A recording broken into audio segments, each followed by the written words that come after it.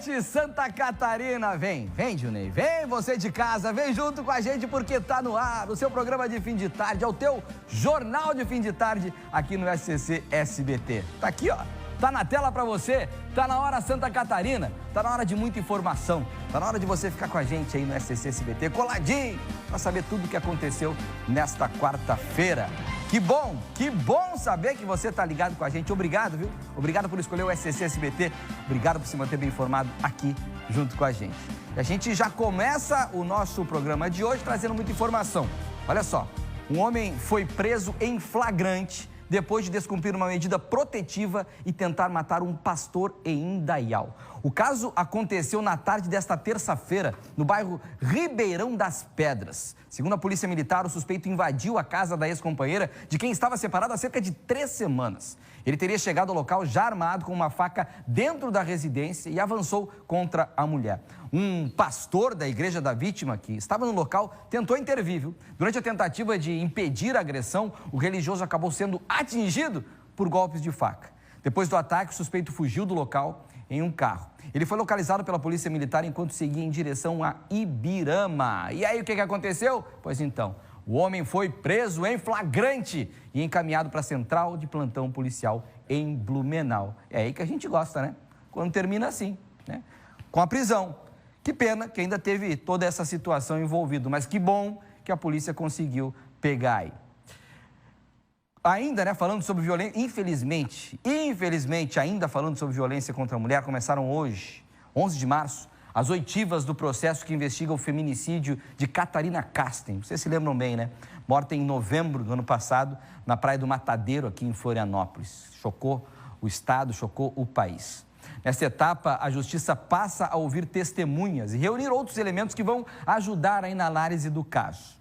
Vamos entender um pouquinho mais? Vamos trazer a repórter Érica Garda, que está ao vivo, né, para trazer mais informações para a gente, Érica, dessa fase, né, de tudo que aconteceu, mas estamos nessa fase, mas eu vou deixar para você explicar para a gente o que está acontecendo e trazer todos os detalhes. Boa noite.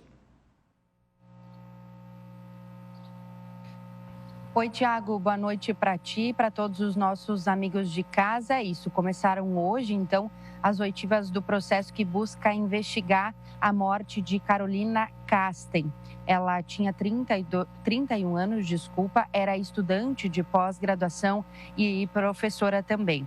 O local e os horários da sessão não foram informados devido ao sigilo do processo. Segundo a Polícia Civil, para a gente recuperar o caso, o companheiro da Catarina entrou em contato com a Polícia Civil por volta do 12h30 do dia 21 de novembro do ano passado. Isso porque ela havia saído para fazer uma aula de natação naquele mesmo dia por volta das 6h50 da manhã na Praia do Matadeiro, na região sul da ilha.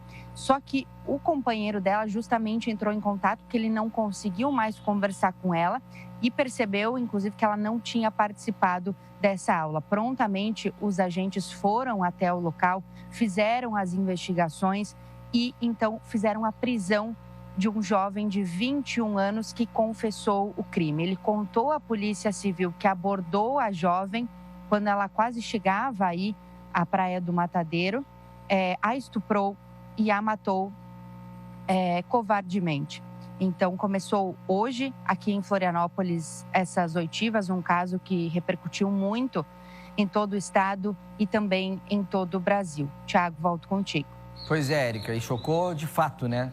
E a gente aguarda aí todas essas fases passarem, né? Essas oitivas importantes para que a gente tenha aí, com certeza, a justiça sendo feita. Agora, Érica, também, vamos falar ainda nesse assunto, né? Mas um projeto de lei foi aprovado na Câmara dos Deputados em Brasília, que torna obrigatório o uso de tornozeleira eletrônica para agressores de mulheres. Explica melhor para a gente aí, por favor. Felizmente, uma boa notícia em relação às mulheres, né, Tiago? Porque a gente sabe que nos últimos dias, semanas, os feminicídios têm tomado conta, né, do Brasil, em Santa Catarina também. Então, realmente uma boa notícia aí nesse meio de semana. Foi aprovado, então, lá em Brasília, justamente na semana do Dia da Mulher, essa proposta que foi apresentada no final de fevereiro e 15 dias aí prontamente ela já foi efetivada. O texto, importante a gente lembrar que ele vai alterar a Lei Maria da Penha e vai prever então essa monitoração eletrônica, que nada mais é do que a tornozeleira eletrônica, quando houver então 3 pontos. O primeiro deles é o afastamento do lar, o segundo, a proibição de aproximação da vítima e, em terceiro, então, a restrição de frequentar determinados locais. Essa votação ocorreu, então, durante o esforço da Câmara, para aprovar propostas que levem em consideração a segurança das mulheres em todos os estados do Brasil. Uma boa notícia, Tiago. É isso, Érica, o que vem de notícia positiva para contribuir contra, né, a violência, tudo que vem para contribuir contra a violência contra a mulher, a gente realmente aceita, aplaude que realmente isso funcione, né? Mais uma forma aí do combate. Obrigado, Érica. Daqui a pouquinho você volta com mais detalhes para a gente, com mais informação. O Ministério Público Federal, MPF, abriu uma investigação para apurar a instalação de mais de 80 novos radares em rodovias federais aqui de Santa Catarina. O órgão pediu informações ao Departamento Nacional de Infraestrutura de Transportes para verificar a necessidade, os critérios técnicos e a regularidade da implantação dos equipamentos. O MPF também quer saber a localização dos radares, o modelo de contratação das empresas que são responsáveis pela operação e se há a participação dessas empresas na arrecadação de multas. Além, é claro, de questionar se a Polícia Rodoviária Federal, se a PRF, participou dos estudos que definiram os pontos de instalação. Os órgãos têm 15 dias para enviar os contratos e estudos técnicos solicitados. E após analisar as informações, o MPF poderá adotar medidas administrativas ou judiciais para garantir transparência e interesse público na fiscalização eletrônica das rodovias do Estado. É claro que vamos continuar atentos e atualizando todos sobre este caso. Agora vem comigo aqui, ó. O impasse nas negociações sobre a concessão da BR-101 Norte preocupa o setor produtivo de Santa Catarina. A Federação das Indústrias do Estado, a Fiesc, afirma que a falta de acordo pode comprometer o desenvolvimento econômico do Estado e cobra uma solução urgente para os problemas no trecho. Vamos falar sobre isso com o Renato Santos, para a gente entender um pouquinho mais sobre esses impasses aí da região norte do Estado. Pode colocar o Renato com a gente aqui, já para a gente poder falar com ele. Em seguidinha já está aqui, ó. O Renato chegou para nos esclarecer todas essas informações desses impasses por aí. Renato, o microfone é seu, informação é sua, vem daí. Boa noite.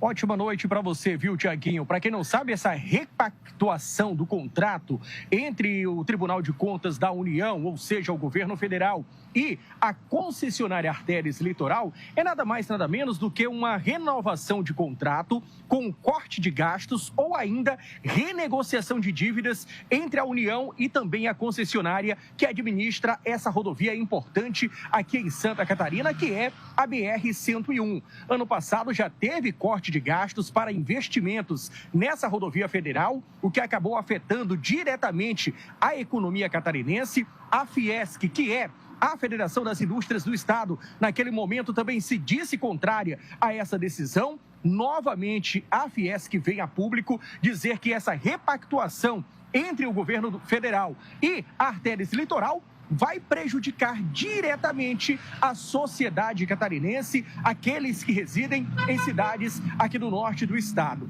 É que o governo federal cortou mais do que a metade do valor que vai ser investido para a melhoria da camada asfáltica, para a sinalização, investimento no geral, né, nessa rodovia federal. E aí a gente sabe que pela 101 passa toda a demanda que é produzida na indústria aqui da nossa região. Nós temos 2 polos importantes, que é Jaraguá do Sul e também a cidade de Joinville. Temos o Porto de São Francisco do Sul, que aparece entre os 4 maiores do Brasil e que toda essa demanda também circula pela BR-101 e que acaba ao longo de todo o dia provocando congestionamento, muita lentidão, além, é claro, dos inúmeros acidentes que são registrados ao longo da BR-101. E isso causa impacto diretamente na vida dos catarinenses. A Fiesc declarou isso como vergonhoso e preocupante. Nós ouvimos o presidente da federação a respeito desse assunto. Vamos ver.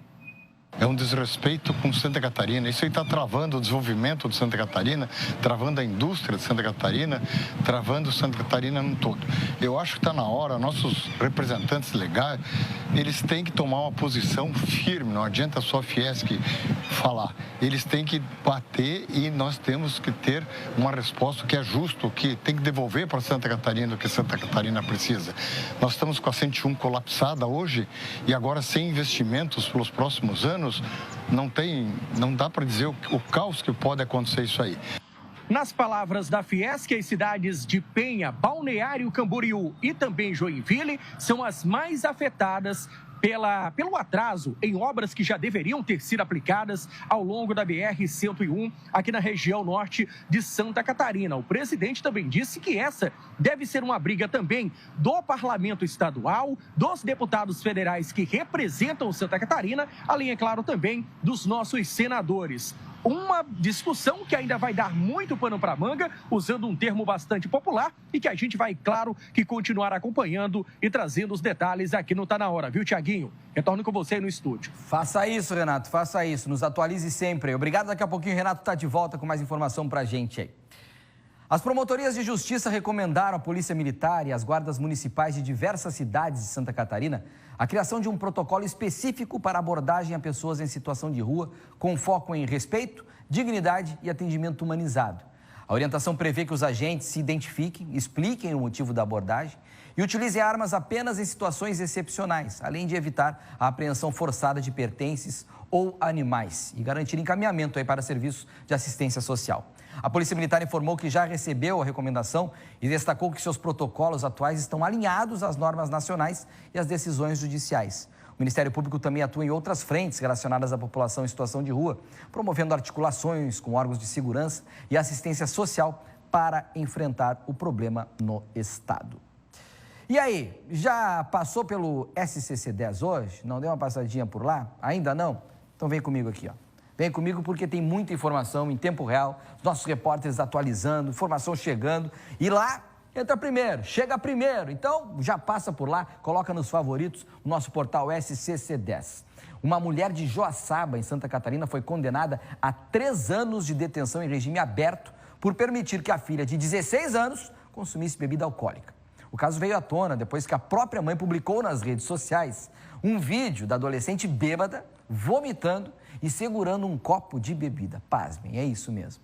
A condenação ocorreu após a denúncia do Ministério Público de Santa Catarina, que destacou que oferecer ou permitir consumo de álcool por menores de 18 anos é crime, conforme o Estatuto da Criança e do Adolescente. Segundo a promotoria, incentivar ou permitir esse tipo de situação é considerado grave omissão, já que pode causar consequências físicas, emocionais e sociais para adolescentes. Uma das matérias que você pode acessar no nosso portal SCC-10. Não passou ainda? Passa lá. Essa matéria também está sempre sendo atualizada, como as outras também. Portal SCC-10. Vai no celular aí, no notebook, já deixa nos favoritos. Atenção agora para você que utiliza o transporte coletivo. Vamos falar comigo agora aqui bem sério. Lá em Blumenau. Prepare o bolso. Prepare o bolso. Porque a tarifa de ônibus vai ficar mais cara. Para um grupo específico de passageiros. Mas vai ficar. Mas vamos conversar com quem entende, quem vai trazer a notícia para a gente. Meu Deus do céu, a gente nunca vem aqui para dizer que vai baixar o valor da passagem, vai baixar o valor da gasolina, do combustível. E quando anunciam que vai baixar, não baixa. Agora é a vez do transporte coletivo. Nath, conta para mim aí, que grupo é esse que já vai sentir no bolso esse aumento da tarifa? Boa noite. Boa noite, Tiaguinho, e a todos que nos assistem. Exatamente isso, é sempre um aumento. E dessa vez o reajuste chegou para aquelas pessoas que utilizam o dinheiro vivo ainda para utilizar o ônibus aqui da cidade. Então, a partir do dia 23 de março, esse usuário que utiliza essa tarifa embarcada na hora do embarque, ele paga o preço ali da tarifa, vai precisar desembolsar R$ 7,00. Hoje o valor é de R$ 6,80, então um aumento de 20 centavos. A grande maioria maioria dos usuários que utilizam o transporte coletivo aqui em Blumenau, conforme a prefeitura, 94% tem o cartão do transporte. Então, eles utilizam ou o cartão do transporte do trabalhador ou do estudante. Apenas 6% ainda utilizam esse dinheiro vivo, que vão sentir, então, esse peso no bolso. E aí é importante lembrar que no início desse ano, o valor da tarifa real do transporte coletivo, ele havia aumentado, mas a prefeitura garantiu um subsídio maior à Blumob, que é a empresa concessionária responsável pelo serviço, e aí a população não sentiu esse preço na tarifa. Mas agora o município mexeu especificamente nesta tarifa embarcada. Conforme a administração municipal, este aumento, esse reajuste é para forçar que as pessoas elas utilizem o cartão, elas realmente façam essa migração para o sistema eletrônico. Além disso, a prefeitura reforçou que hoje, como são apenas 6% dos passageiros que utilizam ainda o dinheiro vivo, a medida agora com este aumento é também garantir uma segurança maior entre os usuários e os cobradores, porque aí não vai ter esse acesso, vai mexer então com o dinheiro. Para aquelas pessoas que já têm o cartão aqui do ônibus, tudo continua da mesma forma, então o cartão antecipado continua com o preço congelado em R$ 5,50 e o passe escolar também segue o mesmo valor de R$ 2,75. Diversos cartazes de aviso também foram colocados nos ônibus, principalmente nos troncais e nos terminais urbanos, para avisar a população desse reajuste. Então, a dica que a gente dá para você que utiliza o ônibus com bastante regularidade, que utiliza todo dia, a opção mais barata é realmente fazer o cartão do transporte escolar, que aí pode ser feito diretamente na empresa, na Blumob, que é uma transversal ali da Rua das Palmeiras, que funciona de segunda a sexta em horário comercial. Mas para aquelas pessoas, então, esse é o aviso que utilizam ainda o dinheiro vivo, a partir do dia 23 de março, R$ 7,00 a passagem de ônibus aqui em Blumenau. Tiaguinho, volto contigo aí no estúdio. Obrigado, Nath. É isso. Então, vale a pena fazer o cartão. É uma forma que estão aí fazendo para poder incentivar, né, a tirar o dinheiro de circulação. Mas igual, vai doer no bolso. Obrigado, Nath. Agora vamos falar de esporte por aqui? A partir desta quarta-feira até domingo, São José e Florianópolis recebem a Copa Catarina, competição que busca desenvolver as categorias sub-16, sub-18 de vôlei feminino. Hoje é a abertura da Copa, uma das maiores competições aí da categoria do Brasil. Mas vamos saber como é que está a situação por lá, entender um pouquinho mais? Olha só que honra, que coisa querida. Estamos recebendo ao vivo aqui a nossa apresentadora do SCC Esporte, que está ao vivaço. É claro, se o evento é importante, né, é bom, ela está lá. Angélica Varaschini, explica pra gente que evento é esse que é reconhecidíssimo e importante, né? Não só para Santa Catarina, mas para o país todo. Explica pra gente. Verdade, Tiaguinho. Muito boa noite para você, para todos que estão acompanhando. Tá na hora, que honra estar aqui com vocês na noite de hoje. Pra gente falar, né, tarde, final de tarde, início de noite, pra gente falar de um evento tão especial, viu, Thiago? Porque é a primeira edição da Copa Catarina, que, como você falou, é vôlei feminino, as categorias de base, meninas de 15 até 18 anos, categoria sub-16, sub-18, e a gente está aqui na abertura oficial. Vou pedir para o Serginho mostrar as meninas, porque olha só, está acontecendo agora a cerimônia de abertura aqui no ginásio da ABB, aqui no bairro Coqueiros, na Grande Florianópolis. E essas meninas que o Serginho estão mostrando são as meninas que vão participar. São mais de 400 meninas, 400 atletas de Santa Catarina, de Minas e também do Rio Grande do Sul. 3 estados que vão participar desse evento tão importante para difundir o vôlei nas categorias de base, inclusive com participação das meninas da ABB, que tem, né, já tradicionalmente bons times de vôlei, principalmente feminino, e agora terá a participação das meninas. E olha só que legal, a importância desse evento. Vocês sabem, tradicional o vôlei em Minas na disputa masculina.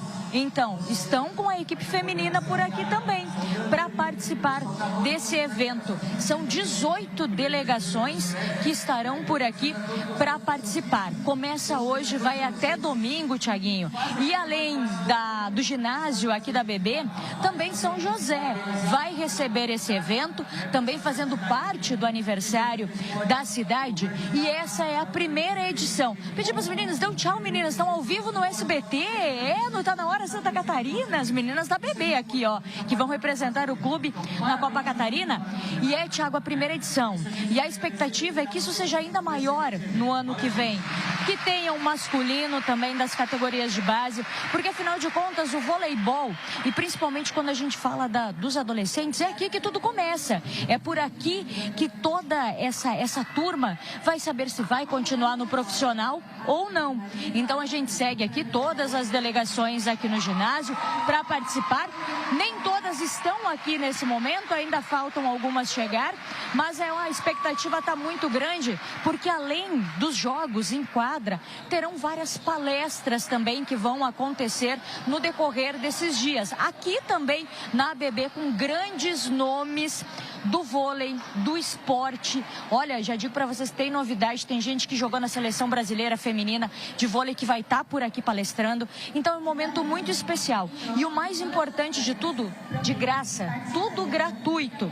Amanhã no SCC Esporte, a gente vai trazer mais detalhes dos jogos que começam amanhã e vão até domingo, e mostrar essas meninas em quadra e principalmente a importância de um evento como esse no mês da mulher, difundindo o esporte, categorias de base, vôlei feminino. Tiaguinho, volto contigo, a gente vai acompanhar um pouquinho agora. Teve o juramento nesse momento, tem os representantes da ABB, também de São José, de todos os coordenadores da Copa Santa Catarina, e amanhã a gente traz ainda mais detalhes no nosso SCC Esporte a partir do meio-dia e 5. Volto contigo, Tiaguinho, deixa o Serginho aí mostrando esse futuro do voleibol feminino. Tudo contigo, Tiaguinho. É isso mesmo, Angélica. Você aí também que já trabalhou e vem uma vida inteira da comunicação no esporte, a gente vê essas carinhas aí, a gente sabe que daqui pouco tempo, algumas delas vão estar nas Olimpíadas, vão estar representando o nosso país. E aí, ó, que coisa mais linda de ver. São os nossos sub-18, sub-16. O futuro tá aí, né, Angélica? O futuro tá nesse meio aí, ó. Algumas delas vão estar se destacando e vão estar representando o país aí em cenário nacional, internacional. Que coisa linda ver isso tudo, né, Angélica? Para nós aí é um orgulho muito grande estar podendo apresentar mais esse evento que está acontecendo, né, Angélica? É isso aí, Tiaguinho, a gente fica muito feliz de mostrar as meninas, porque quando a gente fala de esporte, é muito mais do que qualquer competição em quadra, em campo, é mostrar realmente essa representatividade. E é tão bom mostrar tantas meninas, jovens, envolvidas. Tiaguinho, meninas de 13 anos estão por aqui, 13, 14, 15, 16, 17, então olha que lindo. Então, parabéns mais uma vez, a ABB que é parceira dessa Copa Catarina, a primeira, que seja a primeira de muitas, e claro que o SBT não poderia ficar de fora dessa. É lindo. E eu adoro falar de esportes, ainda mais quando a gente fala de quem está crescendo. E é o nosso futuro, Tiaguinho. Nosso futuro está aí. Ô, Angélica, amanhã tem mais informação sobre esse evento e muito mais do esporte com Angélica Varasquini no SCC meio-dia. Todo mundo ligado aí, viu? Ligado, Angélica? Olha só, vamos continuar falando da novela? Pois é, essa novela aqui a gente não cansa. Meu Deus do céu. Entidades empresariais e comunitárias lançaram um manifesto pedindo uma solução definitiva para o prédio da antiga rodoviária de Florianópolis. O imóvel localizado no centro da cidade está abandonado há anos. E, segundo as entidades, tem causado impactos na segurança, no comércio e na circulação de pessoas na região. Dados da Guarda Municipal de Floripa apontam que entre janeiro e março deste ano foram registrados pelo menos 8 atendimentos relacionados a furto de fios, suspeita de invasão, arrombamentos e uso de drogas nas imediações do prédio. No documento, organizações como a Câmara de Dirigentes Lojistas de Florianópolis e a Associação Empresarial de Florianópolis defendem que a cidade precisa definir o destino do espaço para melhorar a segurança e revitalizar a economia do centro. É isso. Quanto mais entidades, mais pessoas se envolverem, mais pressão se faz e que a solução, que é o mais importante, venha de uma vez. Se é para demolir, não demolir, revitalizar, enfim, mas solução para aquele local. É o que a gente está clamando. As ocorrências de furto de fios têm sido cada vez mais frequentes na capital. Por isso, a Secretaria Estadual de Segurança Pública vai realizar uma reunião para debater novas estratégias de atuação. Os detalhes você confere na reportagem da Érica Garda. Nas últimas semanas, moradores e comerciantes da ilha têm ficado aflitos devido ao furto de fios. Isso porque, segundo a Celesc, em média, mais de um furto é registrado por dia. Por isso, a Guarda Municipal está intensificando o trabalho. A Guarda Municipal está integrada com as forças de segurança, né? Tanto como Polícia Civil, Polícia Militar. A gente tem a nossa operação Fio Desencapado, que sexta-feira a gente retornou, né? No ano passado foram 15 operações, né, com resultados expressivos, né? Foram 15 operações, sendo 15 pessoas levadas até a delegacia por receptação, né? Foram 10 desses estabelecimentos, eles foram interditados, né? A gente conseguiu apreender mais de 7 toneladas de fios, né, de cobre. Então foi uma operação que deu um resultado bem significativo. Só em Florianópolis, no ano passado, foram 496 furtos, o que representa mais de um caso por dia. O tenente Miller, responsável pela 2ª Companhia do 4º Batalhão de Polícia Militar, fala sobre o trabalho que vem sendo feito para identificar quem compra esse produto ilegal. Isso tudo tem um destinatário, né? Tem um receptador. Esse receptador, ele devolve dinheiro ali, né? Ele compra esse material pro autor, pro criminoso ali do furto. E esse criminoso, via de regra, ele é um dependente químico, né? Então, ele vai utilizar esse valor recebido, proveniente ali do ilícito penal, ele vai usar para manter a dependência química dele, trocar por crack, né? E manter esse vício, uma vez que ele não trabalha, né? Então, ele não trabalha, não tem uma fonte ilícita de renda, então ele depende basicamente de esmola, né? E desses furtos que eles cometem. A Polícia Militar prendeu em flagrante 3 homens nesta semana. Eles são responsáveis por furtos que aconteceram no centro da cidade. Por isso, é importante que o cidadão trabalhe junto com a segurança pública. Entre em contato pelo telefone 153. A Guarda Municipal está atenta, vai deslocar o mais rápido possível, né? A gente recebeu a informação ali na Mauro Ramos que tinha um cidadão ali furtando um relógio de energia. Prontamente a gente acionou as nossas motocicletas para chegar mais rápido e conseguimos, né, com muito êxito, prender aquele indivíduo pelo crime de furto. A gente tem essa grande falha legislativa, né, que acaba dificultando bastante o nosso trabalho. A gente tem que, repetidas vezes, prender as mesmas pessoas, né, e às vezes a gente acaba passando essa imagem para a população que o nosso trabalho é inócuo, né? Então temos esse grande desafio aí pela frente também. É o famoso enxugar gelo. Segundo a Celesc, cada ocorrência de furto de fio gera um custo de cerca de R$5 mil apenas em materiais. Com 79 casos registrados nesse ano, o prejuízo estimado já chega a aproximadamente R$395 mil, sem contar os impactos à sociedade, como interrupções de fornecimento de energia, que é o pior de tudo isso, além, né, é claro, dos custos para a população. Tá complicado, né? E olha só o que aconteceu no litoral norte nesta madrugada. Um homem invadiu um apartamento em Balneário Camboriú, ameaçou uma mulher e acabou sendo morto pela polícia. O repórter Cristiano Pinheiro vai esclarecer toda essa história pra gente. Agora. Por meio das câmeras de segurança que foram cedidas pela Polícia Militar, a gente consegue ver esse homem com uma pedra na mão.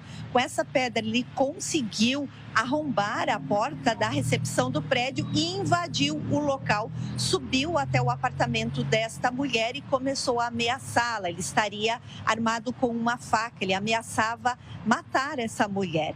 Foram os moradores desse prédio que conseguiram avisar a Polícia Militar, uma viatura passava por perto ali do local. Os policiais, então, entraram no prédio e constataram que realmente esse homem bastante alterado, de acordo com a Polícia Militar, ameaçava essa mulher com uma faca, dizendo que ia matá-la. Ele começou também a ameaçar esses policiais, que, segundo a PM, usaram a arma não letal, mas como ele continuava muito alterado, ameaçando os policiais e a mulher, um dos policiais acabou efetuando um disparo, atingiu esse homem, que chegou, segundo a Polícia Militar, a ser atendido pelas equipes do SAMU, mas não resistiu. A mulher não se feriu, por sorte, e a Polícia Militar está tratando este caso como tentativa de homicídio. Volto com você ao estúdio. Obrigado, Cris, por todas as informações, todos os detalhes que você trouxe pra gente aí. Agora, coloca aquele selinho aqui pra gente, aqui desse lado, né? Coloca aí pra gente, por favor. Rapidinho, aquele selinho, esse que a gente gosta. Tá aí, ó. 63 dias, 100 anos da Ponte Hercílio Luz. Que coisa linda, né? Hoje é quarta-feira, é dia especial da Ponte Hercílio Luz e a nossa homenagem hoje é para centenário. Você vai ver a história do desenvolvimento das cabeceiras da ponte e principalmente do tradicional bairro do Estreito, do continente. É daqui a pouquinho, rápido intervalo, a gente já tá de volta, então não sai daí, a gente volta já já.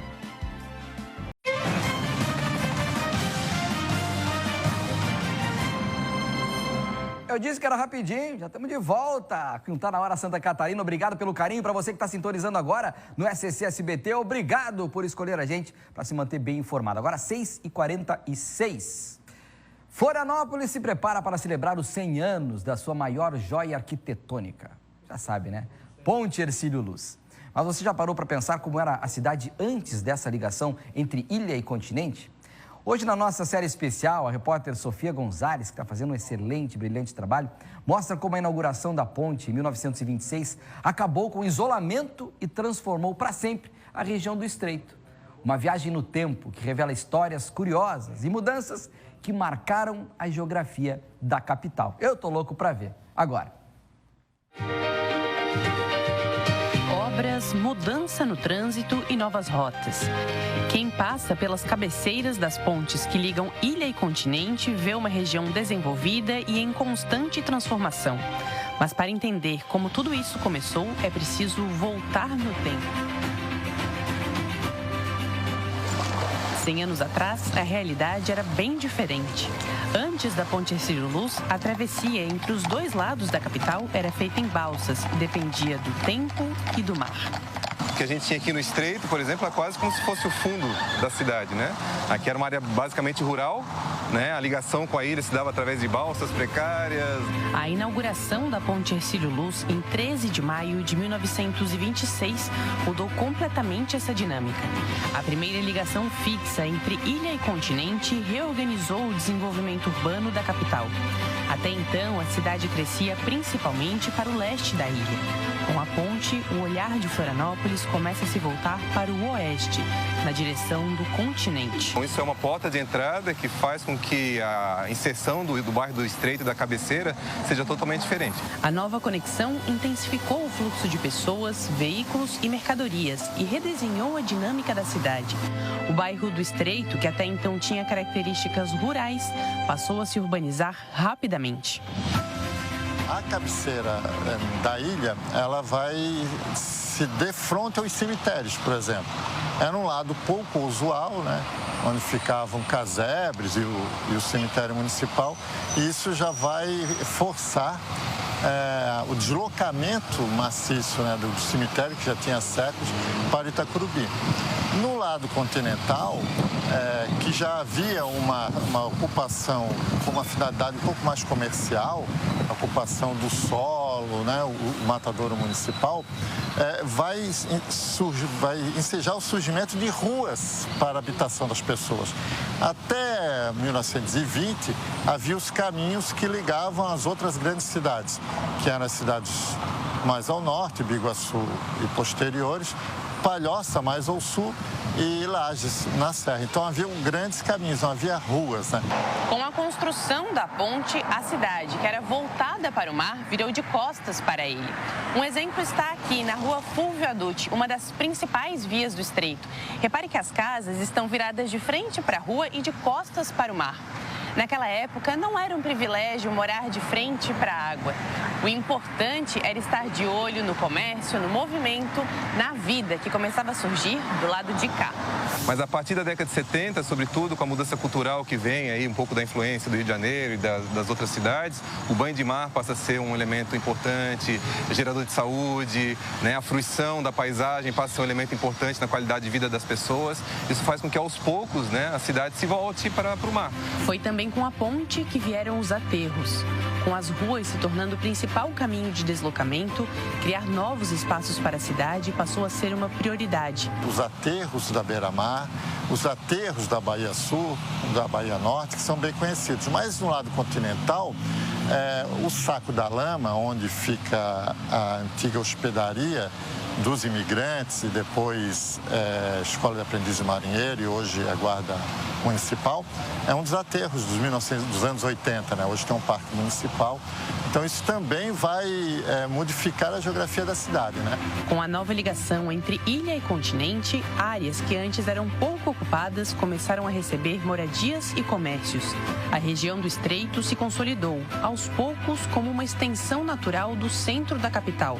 Então as novas pontes, elas vão reforçar ainda mais essa possibilidade de morar perto do centro administrativo, centro urbano, onde as pessoas trabalham e com um custo mais baixo. Então, as pessoas vão cada vez mais morar, vamos dizer, no continente próximo, em detrimento de morar muito longe na ilha, né? A ilha é longilínea. Com o aumento da população e do número de veículos, em poucos anos, a ponte Hercílio Luz logo atingiu o limite de capacidade.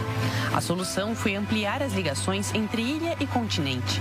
Em 1975 foi inaugurada a ponte Colombo Salles e em 1991 a ponte Pedro Ivo Campos. As duas consolidaram o continente como espaço de destaque da cidade e valorizaram a região do Estreito e dos bairros vizinhos ao longo das décadas. Só que é uma área que a gente vê aqui o movimento, né, que ela também é muito sensível do ponto de vista do limite que essa verticalização pode dar, né, da qualidade de vida, da poluição, do barulho, né, do congestionamento. Então é uma verticalização que tem que ser feita com bastante cuidado. Quase um século depois da inauguração da primeira ponte, as cabeceiras continuam em transformação. Uma região que deixou de ser periferia para se tornar um dos pontos mais estratégicos da capital catarinense. No próximo episódio, você vai ver a evolução da iluminação da hoje Velha Senhora.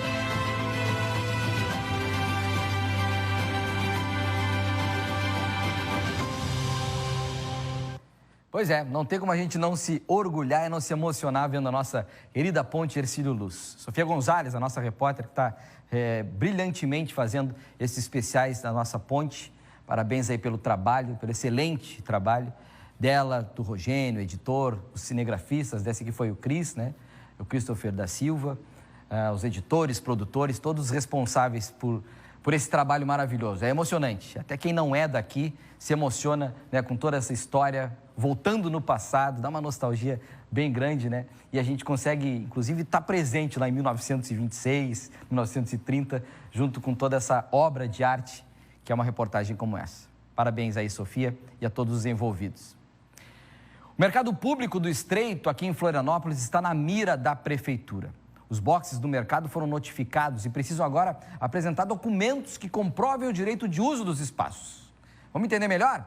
A Érica Garda está ao vivo, explica pra gente como é que tudo está acontecendo por aí. Notificação da prefeitura, enfim, explica pra gente, Érica, o que está acontecendo aí no Estreito. Boa noite novamente. Boa noite mais uma vez, Thiago, aos amigos de casa. Eu falo, inclusive, aqui em frente ao mercado público do Estreito, trânsito bastante movimentado nesse momento. Para a gente explicar, então, essa ação foi feita na segunda-feira dessa semana aqui no mercado público por agentes da prefeitura e também por representantes da Procuradoria-Geral do município. O que acontece, então, para a gente explicar? 15 estabelecimentos aqui receberam uma notificação e eles precisam, em até 10 dias, comprovar, então, que realmente tem todos os documentos necessários para ter a ocupação desse local. Outros 14 espaços, quiosques, fazem parte aqui do mercado público, mas eles não foram acionados porque não havia ninguém no local. Segundo a Procuradoria, então, isso está sendo feito porque tem um tempo decorrido desde os processos anteriores e a possibilidade, inclusive, de mudança na situação das ocupações. Além disso, parte do mercado público aqui do Estreito faz parte da Prefeitura de Florianópolis e outra parte faz parte da União. Então, realmente foi necessário pedir para que os comerciantes aqui do mercado público do Estreito façam essa entrega desses documentos. Essa fiscalização deve ser entregue e finalizada em até 10 dias. O que então, os proprietários eles devem encaminhar? O registro imobiliário patrimonial, ou então cadastro utilizado pela Secretaria do Patrimônio da União para identificar, então, esses imóveis. Todas as informações também estão disponíveis mesmo no site da Prefeitura de Florianópolis, eu conferi lá agora. E esses outros 14 quiosques que ficam aqui no mercado público possivelmente vão ser notificados no dia seguinte. Uma região bastante movimentada, tem parada de ônibus aqui em frente ao mercado público. Então, é um local que circula muita gente, tem comércio, muitas pessoas passam por ali, fazem um lanche. Então, fica aquele alerta para que esses proprietários desses quiosques façam essa entrega dessa documentação em até 10 dias úteis. É isso, Thiago. Pois então, Érica, obrigado aí por todos os detalhes, informações aí em relação ao mercado do Estreito, aí do continente. Agora, Érica, vamos aproveitar que você está aqui. Você começou o Tá Na Hora Santa Catarina de hoje. A gente trouxe as notícias e informações sobre as oitivas, né, do caso Catarina Casten, que iniciaram hoje. Você tem atualização do caso aí pra gente? Se tiver, por favor, fique à vontade. O microfone é seu, a informação é sua. É isso, Thiago. São informações que foram repassadas pelo assessor do Tribunal de Justiça aqui de Santa Catarina. Ele nos informou que a audiência acabou agora há pouco e o que eles podem informar até o momento é que as testemunhas foram ouvidas, inclusive o réu do processo, que é um homem de 21 anos, que matou, então, e antes disso estuprou e matou a Catarina Casten, de 31 anos. Além disso, então, eles nos informam que a defesa formulou alguns pedidos que serão posteriormente analisados pelo juiz. Depois disso, então, tem as alegações finais, que serão essas considerações, né, apresentadas ao Ministério Público, tanto pela acusação quanto pela defesa. A partir daí, o juiz vai decidir se esse caso, então, vai a júri popular. Com certeza um caso que a gente vai ficar de olho e deve trazer mais informações ao longo da semana. Obrigado, então, pelas informações e, claro, né, no portal SCC10 também atualizado sempre em tempo real. Obrigado, Érica. Vamos junto aqui, ó. Agora uma boa notícia para os moradores do Alto Vale do Itajaí. O governo do estado anunciou um pacote de obras com mais de 200 milhões de reais. O foco é prevenir as cheias, mas há também investimentos em educação, viu? Vamos ouvir melhor a informação? A Nath Oliveira chega com todos os detalhes para a gente. Vem daí, Nath. Então, Tiaguinho, o objetivo desse pacote de obras é trazer mais alívio e segurança para uma comunidade que historicamente sofre com cheias, com enchente, que é a região do Vale e Alto Vale do Itajaí. Então, agora o governo do estado anunciou um investimento de 215 milhões de reais para essas obras de prevenção. E aí, esse evento aconteceu ontem, terça-feira, em Taió, no Alto Vale. Este pacote, esse plano, inclui obras de dragagem, limpeza dos rios, melhoramento também das barragens ali da região, além da ampliação do monitoramento em tempo real, com uma tecnologia de ponta, principalmente para os municípios de Taió e Mirim-Doce. O governador de Santa Catarina, Jorginho Melo, em entrevista coletiva, ressalta a importância de um montante como esse. Vamos acompanhar. Entregamos um kit para cada município, uma caminhonete Renegade, com drone, com televisão, com computador. O Mário tem feito treinamento, a gente tem feito capacitação para que eles possam, no primeiro momento, cuidar. Se eles não dão conta, a Proteção e Defesa Civil do Estado entra em ação. E o que nós estamos fazendo de limpeza de rio, porque as pessoas jogam muita porcaria no rio. O rio só quer ir para o mar. Quando você joga lixo na frente dele, no leito dele, ele vai para dentro da tua casa, vai para dentro da tua empresa, vai para dentro da praça, enfim. Então nós estamos dragando, limpando, fazendo desassoreamento. E os anúncios dessas obras são os mais diversos. E aí, para explicar um pouco de como esses serviços vão funcionar na prática, o secretário de Defesa Civil, Mário Hildebrand, detalha essas obras. Olha só. Uma delas é que já está em andamento a licitação da barragem de Mirim-Doce, um investimento de mais de 110 milhões de reais, uma barragem fundamental para proteger de enxurradas e cheias. Mirim-Doce também a cidade de Taió, uma barragem que fica no rio Taió e que vai ajudar a diminuir o volume de água dentro do centro da cidade de Taió. O investimento também para reforma estrutural e para melhoria da barragem já existente de Taió, troca de todas as comportas, melhoria do canal extravasor de 62 2 milhões de reais, mais um investimento fundamental, bem como 2 outros investimentos aqui de limpeza e desassoreamento, tanto do Rio Taió, de 3,36 quilômetros, e mais de 7 quilômetros que vão ser limpos do Rio Itajaí do Oeste. E além desse dinheiro voltado para a prevenção de enchentes, cheias, o governo do estado também anunciou que em Pouso Redondo autorizou uma licitação para a reforma completa de uma escola ali da cidade, um investimento de 13 milhões de reais. Além disso, vão criar também uma quadra de esportes em outra unidade de ensino também em Pouso Redondo. Então, um anúncio importante para toda a região do Alto Vale do Itajaí. E agora, então, a gente vai seguir acompanhando essas obras de perto. Tiaguinho, volto contigo aí no estúdio. Obrigado, Nath. Obrigado aí pelas informações, pelos detalhes. Faça isso. Continue acompanhando e nos atualizando sempre. Boa noite para você aí. Uma advogada foi flagrada tentando entrar com eletrônicos escondidos no presídio regional de Chapecó, no oeste de Santa Catarina. Os equipamentos estavam dentro de um frasco de creme para pele, levado junto com produtos de higiene destinados a um detento. Durante a revista com scanner policiais penais, identificaram irregularidades no recipiente e encontraram 3 smartwatches escondidos no interior do pote. A advogada foi encaminhada à delegacia da Polícia Civil e a ocorrência foi acompanhada por um representante da OAB, que informou que deve abrir procedimento para apurar a conduta da profissional. Vem comigo aqui, vamos para o SCC10, o nosso portal de notícias de Santa Catarina. Nossa notícia chegando em tempo real. Essa aqui é do Pedro Correia, o nosso repórter. Mulher é detida com remédios para emagrecer em Balneário. É isso. Detida pela Polícia Civil, após ter encontrado cerca de 80 ampolas de medicamentos usados para emagrecer, guardadas em uma geladeira de uma casa de passagem. A suspeita surgiu quando funcionários do local estranharam os frascos e acionaram a guarda municipal. A mulher foi levada para prestar depoimento e os medicamentos foram apreendidos. Agora a polícia investiga a origem dos produtos e para que seriam destinados, além de apurar se poderiam estar sendo vendidos ou distribuídos de forma irregular. Essa é a notícia aqui do Pedro Correia. Continuando por aqui, vamos aproveitar que nós estamos no portal, tem mais.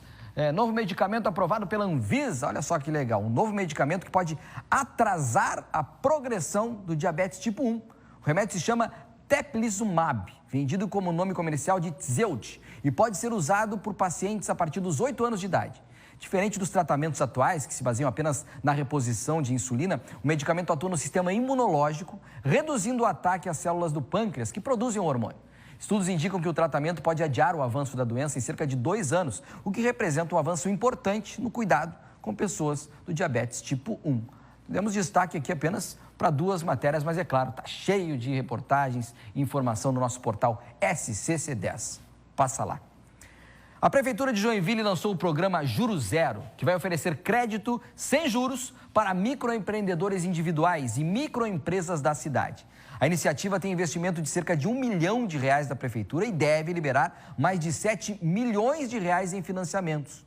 Os financiamentos serão feitos por meio de instituições financeiras credenciadas e os interessados precisam apresentar um plano de negócios que será analisado pelas instituições. Segundo a Prefeitura, a ideia é estimular o crescimento dos pequenos negócios, gerar empregos e fortalecer a economia local. O prefeito Adriano Silva explica como é que vai funcionar na prática. Olha só. Na prática, o MEI ele pode alcançar até R$6 mil de crédito e pagar isso em 12 vezes, sendo que as 10 primeiras parcelas ele paga e as últimas 2 parcelas o programa Prefeitura paga, fazendo com que os juros fiquem zero. E até também o microempresário, ele pode chegar até R$12 mil também de crédito, aonde vai facilitar ele nas mesmas condições. Também dividido em 12 parcelas, as últimas 2 a Prefeitura paga, se referindo aos juros do período. Já que estamos falando de Joinville, vamos continuar por lá? Vem comigo aqui então. O presidente da Câmara de Vereadores de Joinville levou ao governo federal a posição do município contra a criação de um novo parque nacional na região do Quiriri.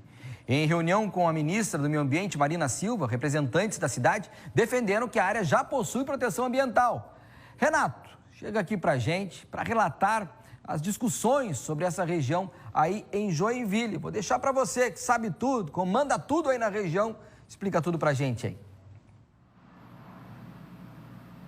É isso mesmo, viu, Tiaguinho? Uma área bastante extensa, viu, que vai aqui da cidade de Joinville, abrangendo ali grande parte do município, até ali a área que dá acesso ao estado do Paraná. E aí tem esse projeto por parte do ICMBio, do governo federal, de transformar a região conhecida como Quiriri, que abrange ali a Serra Dona Francisca, em um grande parque nacional. Mas a prefeitura já tem um projeto que vem sendo tocado há bastante tempo, que é chamado de APA, que é uma área de preservação ambiental, onde o próprio município disse que já segue todos os critérios de preservação do meio ambiente e dessa forma também ajuda a chamar a atenção de turistas para conhecer essa região, inclusive a Serra Dona Francisca, que está na Rota Nacional do Turismo e também se destacou no ano passado na Rota Internacional, onde muita gente vem para Santa Catarina para subir o Mirante, por exemplo, e conhecer essa região, que é uma das mais belas aqui do norte do estado.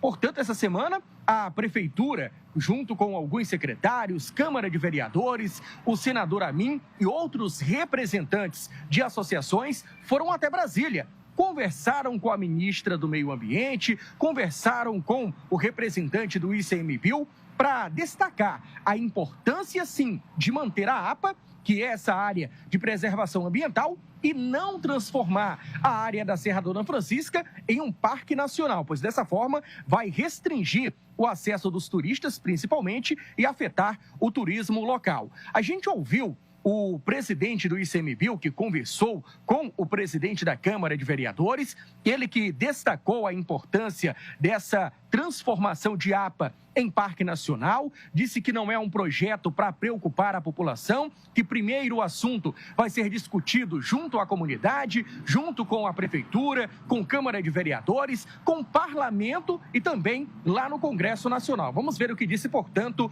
o presidente do ICMBio. Preciso dizer também que tem muita gente favorável, porque está preocupado, está vendo os problemas ambientais e sabe que a unidade de conservação é importante. Então, somente depois dessa etapa é que aí sim a gente vai fazer a consulta e nós vamos fazer isso publicamente. Nada disso é feito em gabinete. A gente faz consulta, nós vamos lá na Prefeitura, vamos lá na Câmara de Vereadores, vamos chamar os atores, os deputados, enfim, todo mundo, os empresários, enfim, a população de modo geral, para que elas possam opinar sobre aquela proposta. A Prefeitura que disse que deve já anunciar nos próximos dias e também protocolar de forma oficial ao ICMBio um plano de manejo da APA Serra Dona Francisca, e isso deve ficar pronto já nessas próximas semanas, segundo informou a Prefeitura de Joinville. É um assunto que vai continuar sendo discutido não apenas no plenário da Câmara, não apenas junto com a comunidade, mas também lá no Congresso Nacional. Volto com você aí no estúdio, Tiaguinho. Obrigado, Renato. Todos os detalhes, informação precisa que o Renato traz para a gente. Obrigado. Daqui a pouquinho você volta aí. Agora a gente vai conversar com o nosso comentarista político, o Piara Boschi, porque está acontecendo muitas articulações e mudanças na Assembleia Legislativa. E agora a gente quer entender um pouco mais sobre isso. Piara, tudo bem? Boa noite, bem-vindo. Boa noite, Thiaguinho. Bom falar contigo sempre. Então, a gente está vivendo um momento de muita agitação no cenário político, está aberta a janela para troca de partidos dos deputados federais e estaduais que quiserem concorrer. Tá, os últimos dias também, início de abril, é o final do prazo para prefeitos que querem renunciar para concorrer também, escolher partido, renunciar, deixar o cargo. Então, tem várias movimentações. Eu trouxe aqui um apanhado do que tem agora no portal Piara, o piara.scc10.com.br, onde tem todo o time de colunistas. E a primeira notícia que eu trago não envolve um candidato, não é alguém que precise trocar de partido, mas a especulação sobre para onde ele vai, em que partido que ele vai estar, é muito importante. Então, a colega Soledad Urrutia entrevistou hoje o Topázio Neto, prefeito de Florianópolis, aliado do governador Jorginho Melo e que está em colisão com o João Rodrigues, pré-candidato a governador pelo PSD. Ele anunciou que fica no PSD, mesmo com o PSD apoiando o João Rodrigues nesse momento, não estando com o Jorginho Melo. Ele disse que vai apoiar Jorginho Melo, que vai apoiar a candidatura a deputado federal do presidente da Assembleia Legislativa, Júlio Garcia, e isso gerou pequeno terremoto dentro do PSD, porque João Rodrigues acha que Topázio tem que sair. E o governador Jorginho Melo também achava que ele tinha que sair, queria ele no Podemos. E, por enquanto, o Topázio não está agradando nenhum nem outro. Ele está dizendo, vou ficar no PSD, conversei com o Gilberto Kassab. E essa informação veio em primeira mão, está lá no portal Piara, em parceria com o SCC10, lá essa notícia da Sol Urrutia. Mas eu trouxe mais duas, e aí sim, envolvendo as especulações da Assembleia Legislativa. Aí tem a primeira que eu trago, foi com Gerry Comper. Gerry Comper é deputado estadual, está licenciado, é secretário do Estado da Agricultura. E ele falou comigo, ele disse assim, ele é a favor de que o MDB esteja com o Jorginho Melo. Mas o MDB ia ser visto do Jorginho e o Jorginho dispensou. O Jorginho preferiu o Adriano Silva, do Novo, como vice, mas quer o partido mesmo fora da chapa.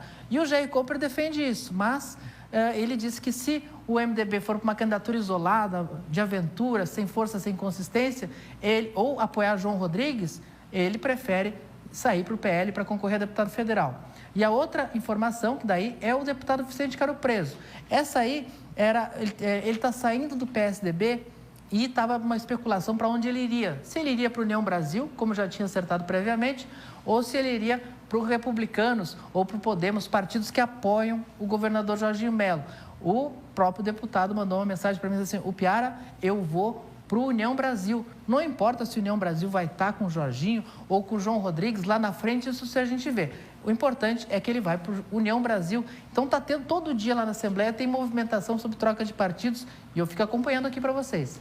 Agora, Piara, é um período disso mesmo, né? De troca para lá, para cá, de barganha para lá, para cá, porque eu utilizo, inclusive, dessas jogadas para apoios, né? É porque também tem aquela coisa, às vezes o candidato vai ser candidato por um partido, no partido A precisa mais votos, no partido B elege com menos votos, no partido tal tem um candidato com o mesmo perfil da mesma região, é tudo um encaixe. Aí, como eu brinquei esses dias, se tu estiver andando na rua e ver um político trocando de partido, não se assuste, que essa é a época da muda.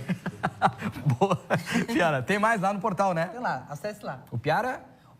O piara.scc10.com.br. Obrigado, Piara. Até amanhã. O Piara Bosque com a gente aqui, ao vivo no Tá Na Hora Santa Catarina. Nós vamos agora para o sul do estado, porque hoje aconteceu uma audiência pública sobre a renovação da ferrovia Tereza Cristina, lá em Criciúma. Claro que se é de lá, a Emanuela Justino tem todas as informações agora. A audiência pública aconteceu no Teatro do Complexo Let's Drop, aqui em Criciúma, e o evento foi feito basicamente para ouvir as empresas do setor carbonífero ou que tem relação com o setor carbonífero aqui da cidade e a população de maneira geral sobre as melhorias, quais são as demandas, as principais demandas em relação à ferrovia Tereza Cristina, que hoje, aqui na região, né, é a principal via de escoamento do carvão mineral, que é tão forte aqui no sul do estado. A ferrovia Tereza Cristina tem um contrato que vai até janeiro de 2027. Então, agora é um período em que eles estão pegando essas informações para apresentar um projeto para renovação, né? Para renovação da concessão por mais 30 anos. Um dos assuntos debatidos, né? Um dos principais assuntos também que tem sido falado nesse último tempo, nesses últimos meses, é sobre os pontos em que a ferrovia Tereza Cristina atravessa a cidade, atravessa o trânsito de Criciúma, e também tem a questão de famílias que moram muito próximas ao trilho. Tem um projeto para uma nova construção, uma nova obra que vai ser feita saindo do bairro Pinheirinho, indo em direção ao Rio Maina, em que famílias que moram praticamente ao lado do trilho vão precisar sair, né? Então tem a desapropriação. Sobre esse assunto, nós conversamos com o prefeito Vaguinho, que trouxe mais informações, falou um pouco mais sobre isso. Olha só. A cidade de Criciúma, do trilho em direção a Santa Luzia, ela praticamente dobrou, ou pelo menos quase que triplicou, o número de pessoas que acabam morando lá nessa região hoje. E se nós não pensarmos numa alternativa viável para os trilhos, nós vamos acabar, de fato, estrangulando o desenvolvimento da nossa cidade. Então, nós teremos dando um fluxo de mobilidade muito grande ali, além, claro, de trazer toda a segurança, né, na malha viária e proporcionando às pessoas que ali estão hoje um outro local, né, a realocação das pessoas que estão ali hoje. Todas as melhorias e investimentos que são feitos, por exemplo, na linha férrea ou projetos, precisam passar antes pela ANTT. E sobre isso, nós temos uma fala do Marcelo Fonseca, que é o superintendente, explicando como é que é a atuação da ANTT na prática nessa parceria com a Prefeitura de Criciúma e também a Ferrovia Tereza Cristina. São mais de 131 milhões, né? Então a gente vai desde investimentos na via permanente, com a sua modernização dos 164 quilômetros. A gente passa por modernização da frota, locomotivas e vagões que são operados já hoje, né? Vão ser modernizados, recapacitados. E a gente tem também a solução de interferências viárias e conflitos urbanos.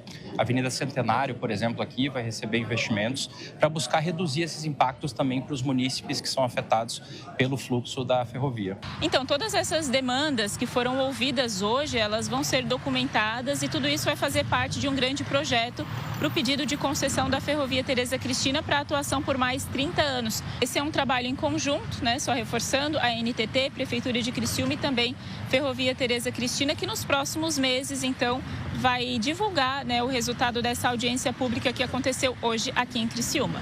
Volto com vocês aí no estúdio.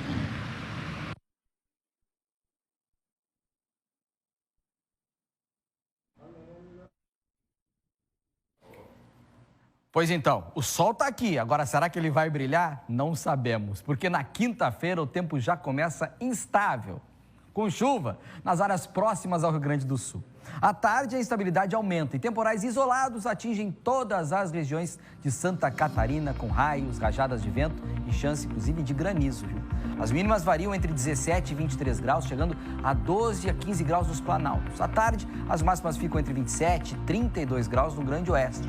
Litoral Sul, 20, 26 nas demais regiões, com sensação, é claro, de abafamento, né? Porque a temperatura às vezes não chega lá em cima, mas aquela sensação de abafamento, realmente, ela acontece. Agora vem comigo aqui, vamos dar uma olhadinha nas cidades, para te ver como é que vai estar a temperatura neste momento por aí. Toque na tela, vamos lá, ó. Indaial, mínima de 19 graus, máxima de 22. E olha quem está por aqui aparecendo, ela, a chuva. Itapoá também vai a 24 graus de máxima. Itapiranga, 29. Praia Grande, 24. Palhoça, 24. Mas como a gente disse, a temperatura nesses pontos aqui pode não estar muito alta, mas a sensação de abafamento, ela vai continuar. E você vai ver a seguir atualizações sobre o pedido do Ministério Público para desativar a Lagoa da Kazan e ainda cuidado com o golpe do prefeito. É isso mesmo que você ouviu. Depois do intervalo a gente te conta tudinho, é daqui a pouquinho. Vamos abrir a janela do estado? Vamos para São José, Grande Floripa, na tela, 25 graus por lá. É rapidinho, tá na hora. Santa Catarina já volta.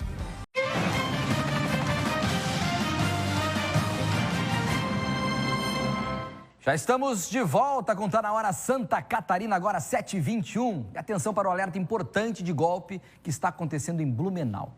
Criminosos estão usando o nome e a imagem do prefeito Egídio Ferrari para aplicar golpes pelo WhatsApp. Por incrível que pareça, é verdade. Mas vamos entender melhor? Nath Oliveira está ao vivo, chegando aqui para a gente poder entender um pouquinho mais como é que funciona esse golpe aí, usando o prefeito. Vai daí, Nath. Isso mesmo, Tiaguinho. Esse alerta é urgente porque os criminosos, eles são bem específicos na hora, então, de aplicar esses golpes. Os golpistas utilizam o nome e a foto do prefeito Egídio Ferrari. Tudo está acontecendo através do WhatsApp.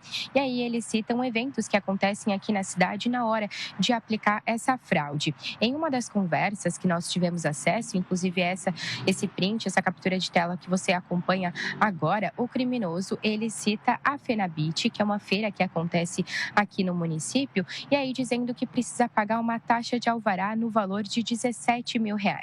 A pessoa que recebeu essa mensagem, ela desconfiou e aí acabou não caindo nesse golpe, mas mesmo assim a Prefeitura de Blumenau faz esse alerta para a população, até porque outras pessoas já receberam mensagens se passando, então, dos criminosos se passando pelo prefeito. Principais orientações: primeiro, desconfiar do número, porque o prefeito de Blumenau, o prefeito de qualquer cidade, ele não utiliza números desconhecidos para tratar de questões financeiras ou liberação de documentos. Isso tudo é feito com a prefeitura, com a administração municipal e não com o próprio político. E aí um outro recado é para jamais fazer transferências, nem enviar Pix, nem pagar nenhum boleto. Tudo isso não se faz através do WhatsApp. Aqui em Blumenau, tudo é feito através do e-mail. E aí também não fazer nenhum tipo de transferência para pessoas terceiras, pagando alguma taxa, porque tudo isso é golpe. golpe. E aí também, por último, para bloquear imediatamente o número. Então, caso receba uma mensagem suspeita, fique em dúvida, se passando pelo prefeito ou pela prefeitura aqui de Blumenau, a orientação é para bloquear esse número e, claro, né, realmente também depois fazer uma denúncia para a Polícia Civil para que ela possa saber que isso está acontecendo e aí também realizar uma investigação. Então, qualquer movimentação suspeita em nome da administração, em nome do prefeito, por favor, sempre desconfie e aí acione diretamente as autoridades, Polícia Civil, Polícia Militar ou até os canais oficiais da prefeitura relatando isso. Então, fica aí o alerta para todos que estão nos assistindo e os golpistas sempre inventando um golpe novo, né, Tiaguinho? Volto contigo aí no estúdio. É isso, Nath. Aquela, né? O golpe tá aí, cai quem quer? Não, cai quem não escutou a Nath, quem não vai no portal SCC10, porque ali tá a informação em tempo real para evitar que você caia em golpes. Obrigado, Nath. Bom descanso. Até amanhã a gente se fala com certeza, viu? Ontem nós falamos aqui no Tá Na Hora Santa Catarina sobre uma ação civil movida pelo Ministério Público de Santa Catarina para desativar as lagoas de evapoinfiltração da Casan no Parque Natural Municipal das Dunas da Lagoa da Conceição e recuperar a área ambiental degradada. Isso porque em 2021 aconteceu o rompimento de uma lagoa da estação de tratamento de esgoto, causando um verdadeiro desastre ambiental. Vocês se lembram bem, né? Muitos se lembram, né? Repórter Érica Garda está ao vivo para atualizar a situação para a gente, Érica. A Casan, ela já se manifestou sobre essa situação? Boa noite. Oi, Tiago. Boa noite mais uma vez. Olha, o que a Casan nos informa é que eles não foram notificados oficialmente, mas que vão sim se manifestar dentro do prazo legal. A gente trouxe esse assunto ontem aqui no Tá Na Hora, depois então desse pedido do Ministério Público aqui de Santa Catarina, e como tu bem comentou, é um assunto que repercutiu muito, segue repercutindo, principalmente por causa daquela questão lá em 2021, quando aconteceu um extravasamento de água e causou sérios danos, então, para a questão do próprio meio ambiente e também, então, para um dos reservatórios, principalmente na questão interna. Então, agora tem esse pedido do Ministério Público de fechamento total e a gente vai seguir, então, aguardando o posicionamento da Casan e também os próximos passos desse assunto. Eu volto contigo, Tiago. Obrigado, Érica. Obrigado aí por todos os detalhes, todas as informações, viu? Bom descanso para você. Amanhã você volta com mais informações para a gente aqui no Tá Na Hora Santa Catarina. Érica Garda, que veio para somar muito aqui no time do SCC SBT. A Polícia Federal deflagrou uma operação para desarticular um grupo criminoso especializado em golpes bancários por mensagens de celular. A investigação começou após um correntista de Joinville perder quase R$30 mil em um saque fraudulento. Agora eu vou perguntar aqui para o Renato Santos para saber que história é essa. Renato, conta pra gente todos os detalhes dessa situação. Com você. Pois é, viu, Tiaguinho? Foram cumpridos mandados de busca e apreensão em 5 endereços de 2 estados do Brasil. 4 no estado de São Paulo e 1 lá em Pernambuco, na região nordeste do Brasil. Tudo isso começou depois que essa vítima de Joinville perdeu quase R$30 mil, segundo a Polícia Federal. O grupo criminoso agia mandando mensagens via SMS, o chamado phishing. E aí a pessoa clica lá no link enviado pela mensagem, lá pede dados bancários, muitas vezes até a senha. E é aí que o golpe acontece. Eles conseguem tirar o dinheiro que tem na conta, desviava esses valores para as várias contas bancárias e logo depois eles apagavam essas contas para a polícia não fazer o rastreio. Só que a Polícia Federal conseguiu rastrear esses criminosos, viu? E aí eles agora vão responder pelo crime de golpe financeiro contra vítimas de vários estados do Brasil. Além dos mandados de busca e apreensão, também foi mandado bloquear bens financeiros dessas pessoas e a quebra de sigilo telefônico também. A casa caiu para esses criminosos, Tiaguinho. Casa caiu. Boa, Renato. Obrigado aí por todos os detalhes, todas as informações direto lá de Joinville. Com a chegada da Páscoa, uma tradição que já dura mais de 3 décadas volta a movimentar a comunidade em Chapecó. Começou a confecção dos ovinhos feitas pelos próprios usuários da APAI. Olha só. A tradicional feirinha de Páscoa da APAI aqui em Chapecó já faz parte da entidade há mais de 30 anos e destaca o trabalho desenvolvido pelos alunos nas oficinas pedagógicas. Entre os produtos preparados estão casquinhas de ovos recheadas, tradicionalmente com o doce conhecido como cri-cri, além de ovos de Páscoa e cestas decoradas. Durante a produção, os estudantes participam de todas as etapas do processo. A atividade é pensada para estimular habilidades psicossociais, cognitivas e motoras, além de incentivar a autonomia e o trabalho em equipe. Entre os itens mais procurados estão as casquinhas decoradas, que fazem parte das coleções chamadas Ouro e Prata, além das cestas personalizadas com pompons e outros elementos artesanais. A venda desses produtos acontece na sede da APAI aqui em Chapecó, que este ano deve contar com 250 cestas, 1.300 casquinhas de ovos e 25 latinhas. A tradicional feirinha começa no próximo dia 21 e vai até o dia 28 de março na Feira de Produtos Coloniais. A feira aqui na APAI acontece de 23 de março a 2 de abril. O horário de funcionamento é das 8h30 da manhã às 11 horas e das 2 horas da tarde até às 4h30, aqui no bairro Palmital. Voltamos ao estúdio. E amanhã a gente espera com mais Tá Na Hora Santa Catarina a partir das 6h15. Beijo no coração, obrigado pela companhia. Balneário Camboriú na tela para você.